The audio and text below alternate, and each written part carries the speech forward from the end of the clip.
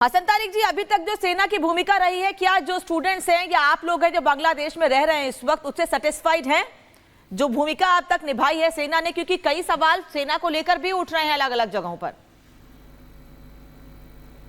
अब तक तो हमारा जो पहला कंसर्न है जो आम जनता की सिक्योरिटी, खास तरह की जो हिंदू कम्युनिटी और रिलीजियस माइनॉरिटी कम्युनिटी है, उनका सिक्योरिटी, आम जनता की जो जान और माल का जो सिक्योरिटी है, उनका जो प्रॉपर्टी का जो सिक्योरिटी है, वो बहुत पहला कंसर्न है।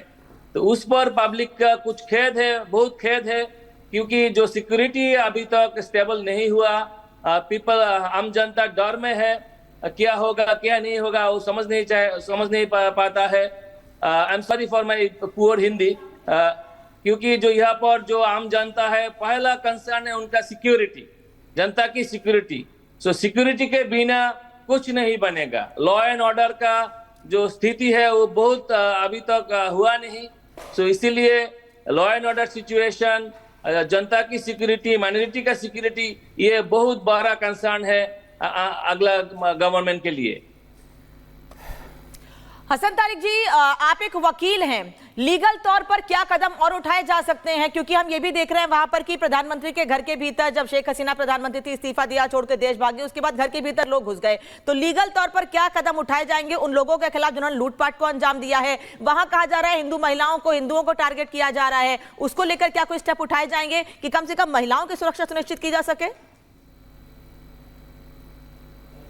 पहला बात तो ये लीगल तरफ पर हमारा जो कॉन्स्टिट्यूशन है, कॉन्स्टिट्यूशन के अकॉर्डिंग टू कॉन्स्टिट्यूशन, हमारा जो राष्ट्रपति है, प्रेसिडेंट है, उन्होंने बताया कि जो कुछ भी होगा कॉन्स्टिट्यूशन का आधारित पर होगा। सो इसीलिए हमारा जो अभी तक जो लोग राष्ट्रपति है, उनके साथ जो agitating student leader, civil society और जो सारे जो पॉलिटिकल पार्टीज, उनके साथ बात हुए हैं, कंसल्टेशन हुए हैं। कंसल्टेशन के बाद अब तक जो इंटरिम गवर्नमेंट बनेगा वो भी according to constitution, and interim government होने के बाद वो एक जनरल इलेक्शन डिक्लेयर करेगा। ये है हमारा लीगल प्रोसीजर। बहुत संक्षेप में बताइए कि 48 घंटे की बात कही जा रही है कि 48 घंटे में अंतरिम सरकार बन जाएगी, बनती दिख रही है ऐसी स्थिति की सरकार बन जाएगी, सब नॉर्मल हो जाएगा, बैक टू नॉर्मल बांग्लादेश में?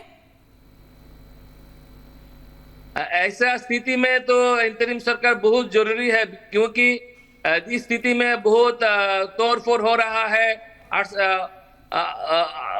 आर्सनिंग हो रहा है, लूटिंग हो रहा है। इसलिए इस स्थिति में इंतरिम सरकार जरूर बनना चाहिए। अदरवाइज कौन है हमारा गार्डियन? तारिक जी, बनना चाहिए और बन जाएगी, ये तब फर्क है दोनों में कि बननी चाहिए तो लगातार मांग उठ रही है, लेकिन बन जाएगी ये सवाल पूछा गया था। खैर, आप पास लौट रहे एक बड़ी खबर इसी बीच आपको बता दें, सर्वदलीय बैठक में सरकार ने जानकारी दी, बांग्लादेश की सेना के संपर्क में है भारत की सरकार, शेख हसीना की मदद करेगी भारत सरकार। देखिए, आपको बड़ी खबर के तौर पर जानकारी हम दे रहे हैं। इससे पहले सर्वदलीय मीटिंग बुलाई गई थी, जिसमें राहुल गांधी ने भी सवाल पूछा कि अब भारत का स्टैंड क्या है इस पूरे मामले को लेकर, इस मामले को लेकर स्टैंड क्या है।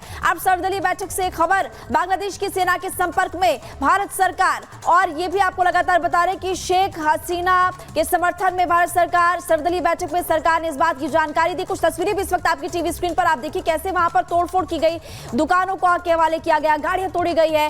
इसके बाद सर्वदलीय मीटिंग यहां पर भारत में हुई और बांग्लादेश की सेना के संपर्क में इस वक्त भारत सरकार। अनामिका, कर्नल सिंह, आप बात सुन रहे थे, वहां से जो वकील हमारे साथ जुड़े थे, हम एक्चुअली जो लीगल एस्पेक्ट है उससे ज्यादा वहां की स्थिति को समझना चाह रहे थे और विचार किया जा रहा है ये समझना चाह रहे थे। सर, बहुत सेटिस्फैक्टरी आंसर तो नहीं मिला है बांग्लादेश की स्थिति को लेकर? नहीं, देखिए, सबसे बड़ी बात जो वकील साहब बोल रहे थे कि अकॉर्डिंग टू कॉन्स्टिट्यूशन, क्या स्टूडेंट की मांगे अकॉर्डिंग टू कॉन्स्टिट्यूशन है? और वो बोल रहे थे सक्सेस, क्या 300 लोग मारे जाना एक सक्सेस है? 600 कैदियों को छुड़ा लेना सक्सेस है? क्या डेमोक्रेसी का मतलब यह है कि आप एक डेमोक्रेटिकली इलेक्टेड गवर्नमेंट को गिरा दें 45 मिनट के नोटिस पर? मुझे नहीं लगता, मुझे लगता है रादर कि वकील साहब को थोड़ा सा अपना होमवर्क करना चाहिए। पीसफुल नेगोशिएशन, अब और कौन सी पीस चाहिए? आप पीस तो आने ही नहीं दे रहे, नेगोशिएशन तो जब होगी, किससे नेगोशिएट करें? ये अब छात्र आंदोलन नहीं रहा, ये एक मॉब आंदोलन है जिसका रिमोट कंट्रोल कहीं और है। और हम अगर आपको समझा रहे हैं तो इवैल्यूएट कर देखिए। आपकी गवर्नमेंट ने भी 15 दिन पहले बोला था कि हम आईएसआई का रोल इन्वेस्टिगेट कर रहे हैं, ढूंढिए, ये आपका लॉस है।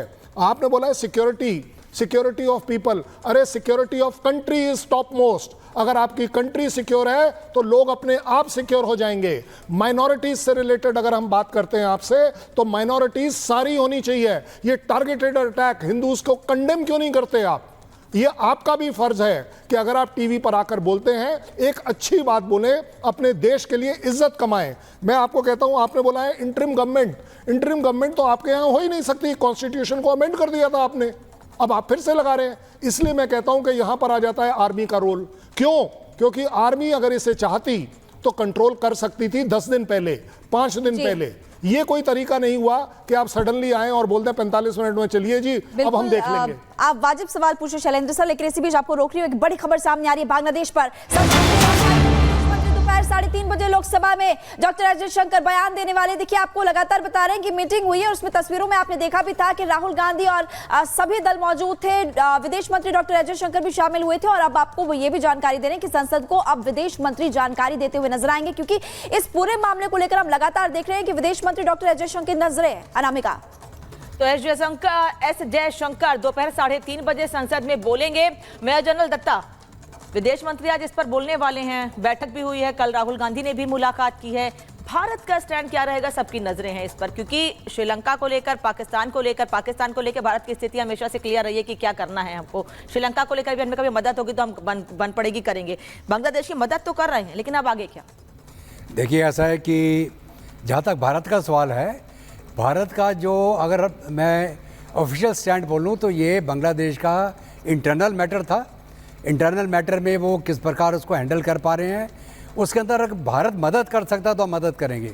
लेकिन जहाँ तक बांग्लादेश का इंटरनल मसला था, जब ये इतना बड़ा गदर हो गया, जब प्रधानमंत्री रिज़ाइन करके मुल्क छोड़ के बाहर चली गई, तो उसका प्रेजेंट कॉन्स्टिट्यूशनल जिम्मेवारी किसकी है?